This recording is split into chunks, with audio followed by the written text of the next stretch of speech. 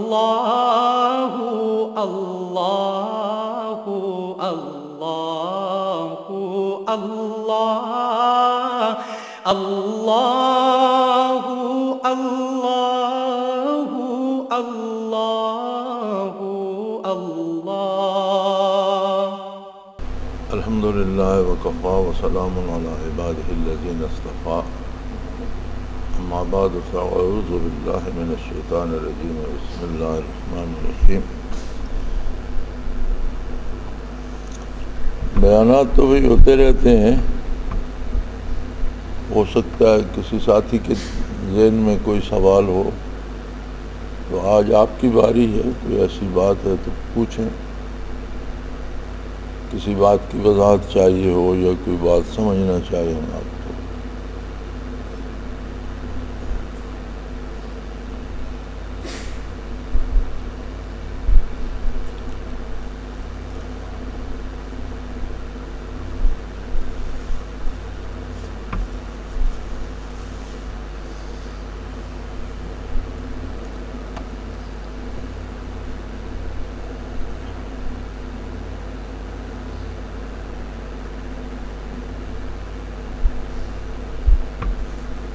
کوئی نہیں ایسی بات؟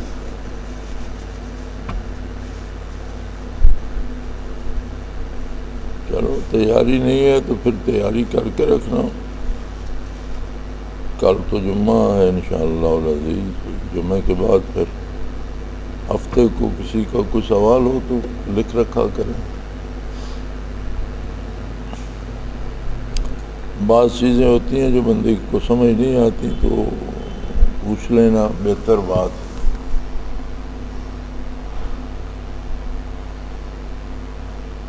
سوالات دو طرح سے ہوتے ہیں، ایک سوال ہوتا ہے محض اعتراض کرنے کے لیے، اس کی گنجائش بیعت کرنے کے بعد نہیں رہتی۔ بیعت ایک معاہدہ ہوتا ہے، اور جیسا کہ اللہ کریم نے ارشاد فرمایا ان الذین یبایعونک انما یبایعون اللہ، آپ صلی اللہ علیہ وآلہ وسلم سے جو بیعت کرتے ہیں وہ اللہ سے بیعت کرتے ہیں۔ بیعت کیا ہوتی ہے؟ معاہدہ ہوتا ہے غیر مشروط اطاعت کا، اور نبی صلی اللہ علیہ وآلہ وسلم کی اطاعت غیر مشروط ہوتی ہے۔ منصب رسالت یہ ہے کہ آپ صلی اللہ علیہ وسلم جو فرما دیں اس پر عمل کیا جائے، اس پر سوال نہ کیا جائے۔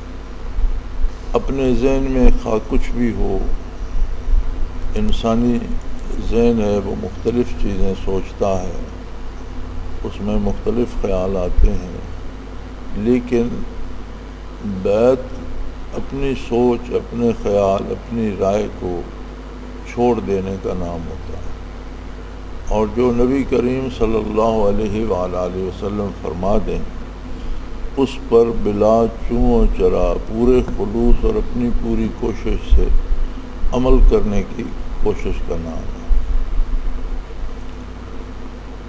یہ ایک معاہدہ ہوتا ہے۔ بیع کا معنی ہوتا ہے کسی چیز کو مطلقاً بیچ دینا، فروخت کر دینا۔ اب جو چیز بیچ دی جاتی ہے ہم اس کا بدلہ، اس کی قیمت لے لیتے ہیں، اس پر پھر ہمارا کوئی اختیار نہیں رہتا۔ جس نے خرید لی ہے وہ اسے باقی رکھے، توڑے، بیچے، استعمال کرے، وہ اس کی چیز ہے۔ تو بیعت سے مراد ہوتا ہے کہ اپنا آپ، اپنی سوچ، اپنی فکر، اپنا عمل، سب کچھ ہم نے رسول اللہ صلی اللہ علیہ وسلم کے در پہ بیچ دیا، اور بدلے میں جو ملتا ہے وہ ہماری جان یا ہماری ذات یا ہماری رائے کی قیمت سے کروڑوں گنا زیادہ ہوتا ہے، اس لیے کہ بدلے میں وصول الہی ملتا ہے، قرب نبوت ملتا ہے، بارگاہ رسالت سے جو توجہات اور برکات عطا ہوتی ہیں، وہ ایسی چیز ہے، وہ ایسی نعمت ہے کہ جس کی دنیا میں کوئی قیمت نہ ہے نہ کوئی دے سکتا ہے۔ لیکن اس کے بعد کسی کی بدبختی آئے اور وہ اپنی بیعت پہ پورا نہ رہ سکے، بیعت کو توڑ دے، فمن نکث فإنما ينکث علی نفسہ، جس نے بیعت کو توڑ دیا اس نے اپنے آپ کو ریزہ ریزہ کر دیا، اس نے اپنا کچھ باقی نہیں چھوڑا، اپنے آپ کو تباہ و برباد کر لیا۔ ومن اوفی بما عہد علیہ اللہ، اور جس نے وفا کی، یعنی بیعت سے مراد یہ ہے کہ جو حضور فرماتے ہیں وہ حکم الہی ہوتا ہے، اور جب اس نے بیعت کی، وعدہ کر لیا، اور وہ وعدہ صرف اللہ کے رسول صلی اللہ علیہ وسلم سے نہیں، خود ذات باری سے ہے، حضور کے طفیل، تو جس نے وہ وعدہ وفا کیا، زندگی بھر خلوص دل سے تعمیل ارشاد کی کوشش کرتا رہا، فَسَيُؤْتِيهِ أَجْرًا عَظِيمًا، وہ بہت عظیم اجر کا مستحق قرار پائے گا، اللہ کریم ان قریب اسے بہت نعمتوں سے نوازیں گے۔ یہ ایک بڑا نازک سا فن ہے، بیعت کا رشتہ بہت مضبوط ہوتا ہے، خونی رشتوں سے، نسبی رشتوں سے، دنیا کی دوستیوں اور تعلقات سے مقدم ہوتا ہے اور بڑھ کر ہوتا ہے۔ سارے رشتے اس پہ قربان کیے جا سکتے ہیں، لیکن یہ کسی رشتے کی خاطر قربان نہیں کیا جا سکتا۔ تو یہ پھر توڑنے کا تصور کہاں سے آیا؟ کیوں توڑتے ہیں لوگ بیعت؟ اس کے توڑنے کا ایک ہی سبب ہوتا ہے، انسان میں جب خود رائی آ جاتی ہے، اپنے آپ کو کچھ سمجھنے لگتا ہے، تو گویا معاہدہ تو اسی وقت ٹوٹ گیا، کیونکہ بیعت تو تھی اس بات پر کہ میں صرف تعمیل کروں گا، حکم دینا آپ کا کام ہے۔ تو جب اپنی رائے درمیان میں آ گئی تو معاہدہ تو ٹوٹ گیا۔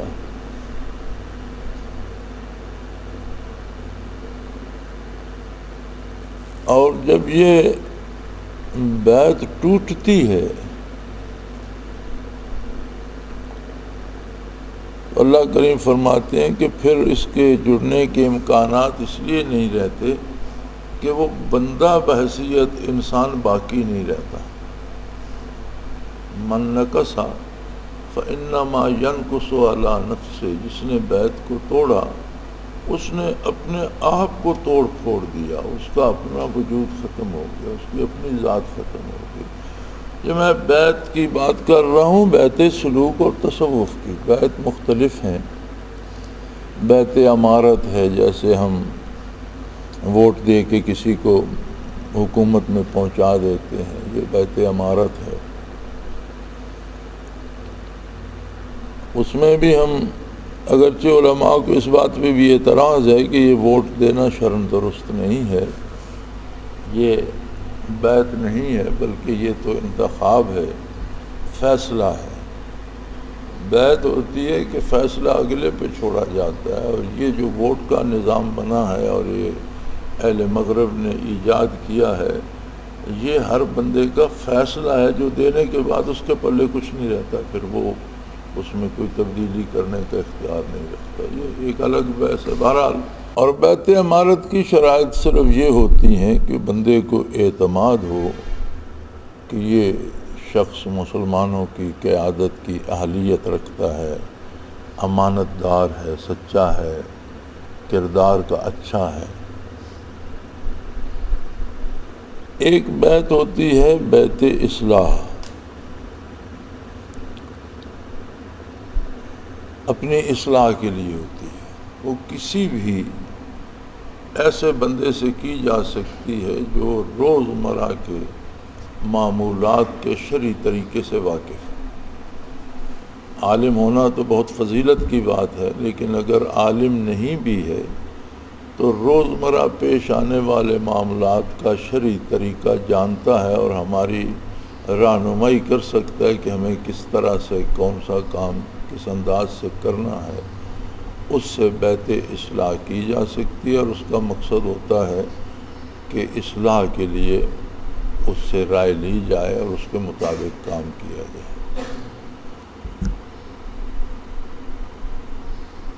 ان میں یہ ہوتا ہے کہ اگر کوئی بہترین شخص اس پہلے امیر کی نسبت کوئی دوسرا بہتر شخص ہے تو اس کا ساتھ دینا چاہیے۔ بیعت اصلاح کے لیے ایک عام آدمی سے ہم نے جو ہماری رہنمائی کر رہا ہے، لیکن اگر کوئی وہاں بہت اچھا عالم آ جاتا ہے، بہت بہتر جاننے والا آ جاتا ہے، تو مقصد تو رہنمائی حاصل کرنا ہے، اس سے بیعت کی جا سکتی ہے۔ بیعت سلوک و احسان یا تصوف جو ہے، اس کے لیے علماء متقدمین نے بھی اور حضرت رحمۃ اللہ تعالی علیہ نے بھی لکھا ہے کہ بیعت تصوف کم از کم اس بندے سے کی جائے جو فنا فی الرسول کرانے کی اہلیت رکھتا ہو، اور اگر خود فنا فی الرسول ہے دوسرے کو نہیں کرا سکتا۔ دو باتیں ہوتی ہیں، ایک ہوتا ہے کوئی نعمت خود حاصل کر لینا، ایک ہوتا ہے اسے دوسرے تک پہنچانا۔ بہت سے لوگ ظاہری علوم پڑھ لیتے ہیں، لیکن اگر انہیں کہا جائے کہ یہ بیان کریں تو وہ سٹیج پہ بیان نہیں کر سکتے۔ بہت سے بیان کر سکتے ہیں، لیکن انہیں کہا جائے کہ مضمون لکھ کے دیں، وہ نہیں لکھ سکتے۔ بہت تھوڑے لوگ ہوتے ہیں کہ جو علم حاصل کر کے آگے پہنچانے کی استعداد بھی رکھتے ہیں۔ اسی طرح سلوک و تصوف میں بھی خال لوگ ہوتے ہیں جو یہ نعمت حاصل کرنے کے بعد آگے پہنچانے کی اہلیت و استعداد بھی رکھتے ہیں۔ تو نبی کریم صلی اللہ علیہ وسلم سے جو بیعت کی جاتی تھی وہ بالکل غیر مشروط ہوتی تھی۔ غیر مشروط اطاعت حضور کی فرض ہے۔ اس کے بعد جو بیعت حصول منازل کے لیے یا سلوک کی راہ طے کرنے کے لیے شیخ سے کی جاتی ہے، اس میں صرف ایک شرط ہوتی ہے کہ کوئی کام خلاف شریعت کرنے کو نہ کہا جائے۔ یعنی شیخ اپنی پسند کا حکم نہیں دے سکتا، شیخ جو ہے وہ محدود ہوتا ہے ارشادات نبوی اور سنت نبوی کے اندر رہنے کا، چونکہ اس بارگاہ کا تو ایک خادم ہے، شیخ ہے، تو بھی اس کی اپنی مرضی نہیں چل سکتی۔ اور کوئی میں نہیں سمجھتا کہ کوئی ایسا بندہ جسے واقعی یہ نعمت حاصل ہو وہ یہ جرت کرے کہ ارشاد نبوی کو چھوڑ کر اپنی رائے داخل کرے، یہ ممکن نہیں ہے۔ اگر کوئی ایسا کرتا ہے تو پھر یہ نعمت اس کے پاس رہتی نہیں ہے۔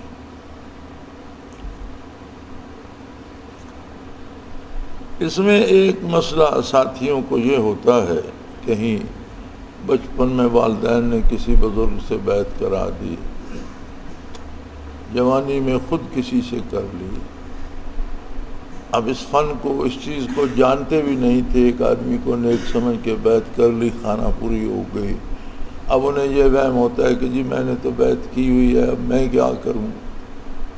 بھی آپ نے کہنے کو تو بیعت کی ہوئی ہے، لیکن کیا اس شخص نے آپ نے سلوک کی بیعت کی، اس شخص نے آپ کو سلوک سکھایا؟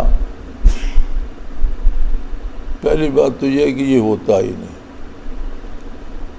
جس کا مطلب ہے کہ وہ بیت تو سلوک کی نہیں ہوتی، جس میں آپ کو سلوک سکھایا ہی نہیں جاتا، تصوف تعلیم ہی نہیں کیا جاتا۔ دوسری بات یہ ہوتی ہے کہ کسی ایسے شیخ سے بیعت ہو جو واقعی سالک ہو اور سلوک سکھائے بھی، لیکن اسے صرف اس کی استعداد اتنی تھی کہ اس نے ہمیں لطائف کرا دی۔ اب اس کے بعد کیا ہم جتنی اللہ نے زندگی دی ہے اس پہ مطمئن ہو جائیں کہ لطائف ہو گئے؟ ٹھیک ہے، نہیں، اس کی تلاش رہنی چاہیے کہ یہ تو ابتدا بھی نہیں ہے، افتتاحیہ ہے۔ اگر کوئی ایسی ہستی مل جائے جو اس سے آگے چلا سکتی ہو تو یہ بالکل ایسے ہوتا ہے جیسے بچہ پرائمری میں پڑھتا ہے، اس کے پرائمری کے استاد ہوتے ہیں، پھر وہ مڈل میں نہ جائے کہ وہ پرائمری کے استادوں کی توہین ہو جائے گی۔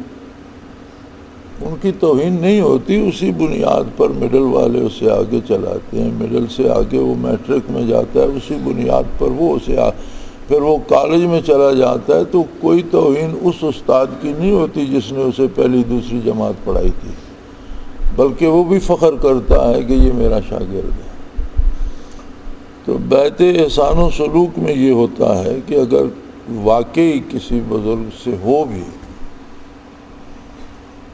اور اب ایک جگہ پر رک گئے ہیں، اس سے آگے وہ تو نہیں چلا سکتے، کوئی اور اللہ کا بندہ مل گیا جو آگے لے جا سکتا ہے، تو پھر اس کے ساتھ ہونا ضروری ہے یہ۔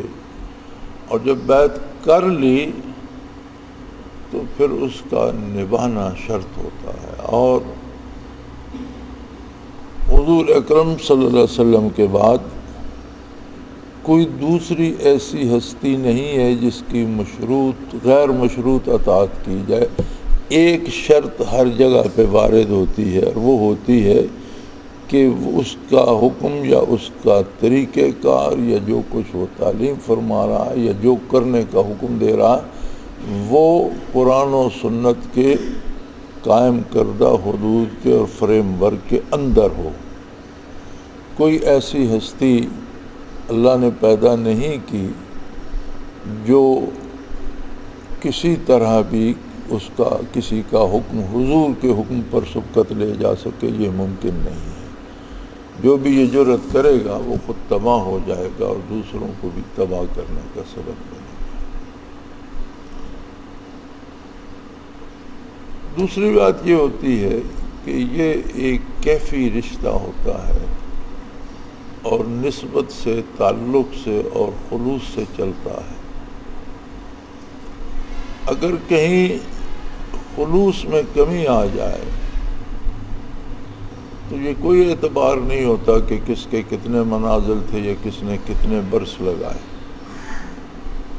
خلوص چونکہ بنیاد ہوتا ہے، ایک بلڈنگ آپ 100 منزل تک لے گئے، جب آپ نے بنیادیں کھود ڈالیں تو 100 منزل اسے کیا سہارا دے گی، بلکہ جتنی وہ بلند ہوگی اتنی جلدی گرے گی، اتنا اپنا وزن کم سہار سکے گی۔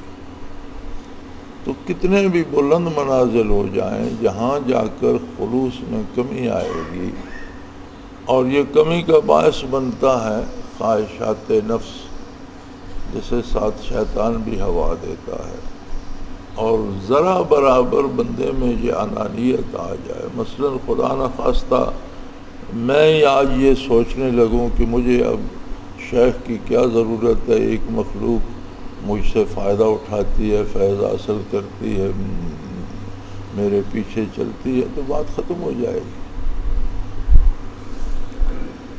الحمدللہ مجھے سلسلہ عالیہ میں نصف صدی ہو گئی ہے۔ کسی وقت کا کوئی ذکر میں نے اکیلے کیا یا احباب کو کرایا تو کوئی ایک ذکر ایسا نہیں جس میں میں حضرت سے اجازت نہ لوں۔ یعنی آج بھی میری یہ جرأت نہیں ہے کہ میں اپنے طور پر ذکر کرا سکوں۔ آج بھی آپ کو ذکر کراتا ہوں، یا بعض اوقات اپنے اذکار خود اکیلے میں کرتا ہوں تو ہر ذکر کی ابتدا حضرت رحمۃ اللہ علیہ سے رابطہ کر کے اجازت لے کے توجہ کی درخواست کر کے کی جاتی ہے کہ اس رابطے میں، اس احترام میں، اس عظمت میں رائی برابر فرق آیا تو پھر کچھ نہیں بچتا۔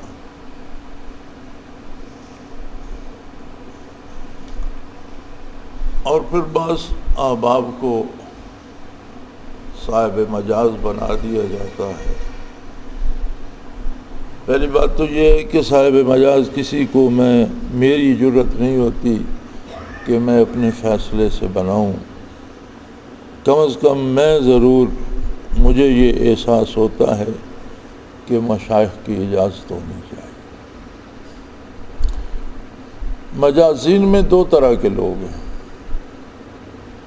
کچھ ساتھی ایسے ہیں جن میں واقعی اللہ نے یہ استعداد رکھی ہے کہ وہ برکات حاصل کر کے آگے پہنچائیں۔ یہ ذاتی کمال نہیں ہوتا، یہ اللہ کی طرف سے دی ہوئی استعداد ہوتی ہے۔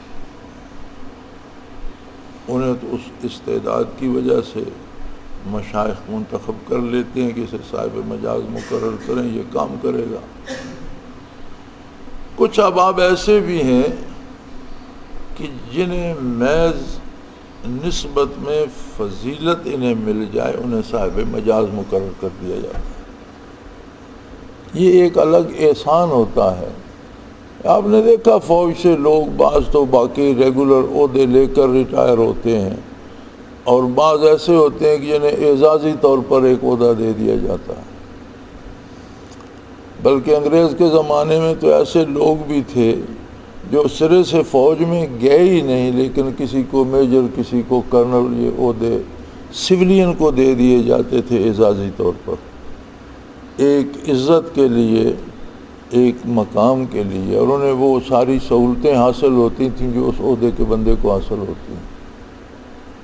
تو مجازین میں بھی بعض ایسے لوگ ہوتے ہیں جنہیں محض اللہ کریم مشائخ کی توجہ اس طرف فرما دیتے ہیں اور انہیں اعزازی طور پر مجاز بنا دیا جاتا ہے۔ یہ اس لیے ہوتا ہے کہ انہیں وہ درجات، وہ سہولتیں من جانب اللہ نصیب ہو جائیں۔ کوئی نہیں جانتا، ہم میں سے کوئی بھی نہیں جانتا کہ ہمیں کس بنیاد پر یہ اجازت دی گئی، میرے سمیت کوئی بھی نہیں جانتا۔ یہ معاملہ مشائخ کے اور اللہ کریم کے درمیان ہے۔ تو کسی صاحب مجاز کو اس بات پہ نہیں اکڑ جانا چاہیے کہ میں صاحب مجاز بن گیا، کیا پتہ ہم میں استعداد تھی یا محض اللہ نے کرم کر دیا، ایک اعزاز کے طور پر دے دیا۔ اور پھر جو صاحب مجاز مقرر ہوتے ہیں ان کا رشتہ عام آدمی کی نسبت اور نازک ہو جاتا ہے۔ ان کی چھوٹی چھوٹی کوتاہیاں بھی بہت بڑی جواب طلبی کا سبب بن سکتی ہے۔ تو لہٰذا اس راہ میں ان معاہدوں کا پاس بنیادی بات ہے۔ اس کے بعد آدمی کے ذمے ہے کہ وہ اپنی محنت اور کوشش پوری کرے، لیکن ایک لطیفہ بھی محض محنت کی بنیاد پر روشن نہیں ہو سکتا، روشن عطائے ربانی سے ہوگا۔ مسنون یہ ہے، حکم یہ ہے کہ بندہ خود اپنی پوری محنت کرے۔ طریقہ ہی یہ ہے، جو اسباب و وسائل ہیں، جو ذکر اذکار ہیں، جتنا وقت لگا سکتا ہے وہ لگائے، پھر اسے روشن کرنا یہ از قسم ثمرات ہے، یہ پھل ہیں، اور پھل وہ اپنی مرضی سے، اپنی پسند سے لگاتا ہے۔ تو اچھا ہے آدمی جس راستے پہ چلتا ہو اس کے زیر و بم سے، اس کی نزاکت سے، اس کی آسانیوں اور اس کی مشکلات سے جتنا واقف ہو اتنا اسے چلنے میں آسانی ہوتی ہے۔ اللہ کریم تمام احباب کو قبول فرمائے، خلوص عطا فرمائے اور دنیا میں دین کی خدمت کا موقع دے، آخرت کی دنیا و آخرت کی رسوائی سے پناہ میں رکھے۔ وآخر دعوانا ان الحمدللہ رب العالمین۔ اللہ اللہ اللہ اللہ اللہ اللہ اللہ اللہ۔ حضرت امیر محمد اکرم آبان مد ظلہ العالی دارالعرفان منارہ ضلع چکوال میں سالہ سال سے قرآن و حدیث کے اوپر خطابات کر رہے ہیں اور سلسلہ نقشبندیہ اویسیہ کے مطابق لوگوں کو ذکر الہی کی تربیت دے رہے ہیں۔ وہ قرآن پاک کی تفسیر ترتیب وار بیان کر رہے ہیں۔ تفسیر قرآن کو وہ موجودہ ملکی اور بین الاقوامی حالات کے مطابق بیان کرتے ہیں۔ موٹر وے سے کلر کہار کے انٹرچینج سے نکلتے ہوئے کلر کہار کی جھیل سے ہوتے ہوئے میانی، بوچھال اور نور پور سے گزرتے ہوئے دارالعرفان منارہ پہنچ سکتے ہیں۔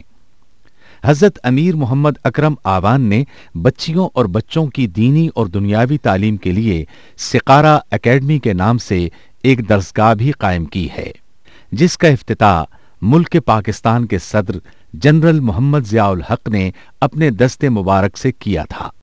وہ تمام احباب جو اسلام کی طلب رکھتے ہیں ان سے گزارش ہے کہ دارالعرفان منارہ ضلع چکوال میں امیر محمد اکرم آبان صاحب کے خطابات سے مستفید ہوں۔ وہ ہر جمعے کو نماز سے پہلے بیان فرماتے ہیں۔ ہر ماہ کی پہلی اتوار کو ماہانہ اجتماع ہوتا ہے جس میں آپ خصوصی خطاب فرماتے ہیں اور پاکستان کے چاروں صوبوں سے احباب اس اجتماع میں شرکت کرتے ہیں۔ اس کے علاوہ یہاں سال میں 2 مرکزی اجتماعات بھی ہوتے ہیں، ایک رمضان المبارک میں اعتکاف کا اجتماع اور دوسرا جولائی اور اگست میں 40 دن کا اجتماع ہوتا ہے جس میں روحانی تربیت کی جاتی ہے۔ اپنا خون سیماب دے کر اتنا ہم کر جائیں گے، نام آقا کا چمن میں پھر رقم کر جائیں گے۔